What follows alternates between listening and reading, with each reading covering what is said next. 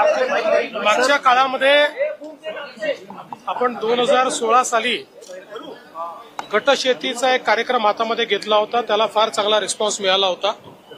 काही कारणाने 2019 नंतर तो मागे पडला.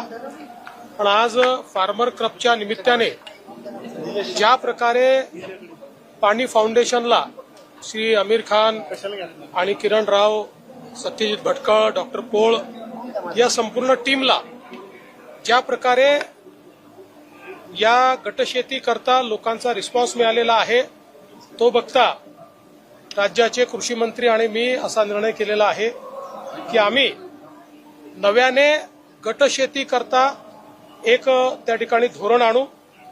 गटशेतीमुळे शेतकऱ्यांची त्या ठिकाणी शेतीमध्ये गुंतवणूक करण्याची कॅपॅसिटी वाढते.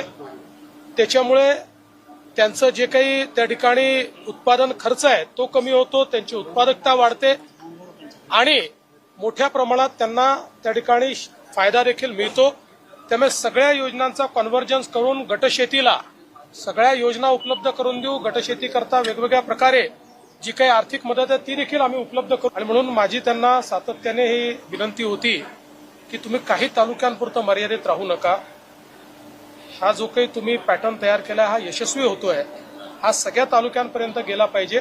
आम्हीही सरकार म्हणून त्याला काय जो पाठबळ द्यायचा तो आम्ही द्यायला तयार आहोत. आणि मला अतिशय आनंद आहे की आज त्यांनी पुढचा जो फार्मर कप आहे तो संपूर्ण महाराष्ट्राकरता घोषित केलेला आहे.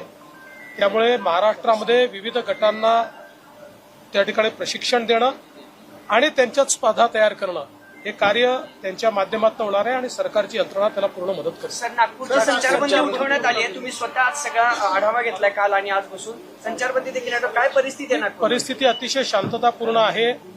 कुठेही त्या ठिकाणी तणाव नाही. सर्व धर्मीय लोक नीट एकत्रितपणे राहत आहेत. त्यामुळे संचारबंदीची आवश्यकता नाही म्हणून ती हटवण्यात आली. सर, नारायण राणेंना अटक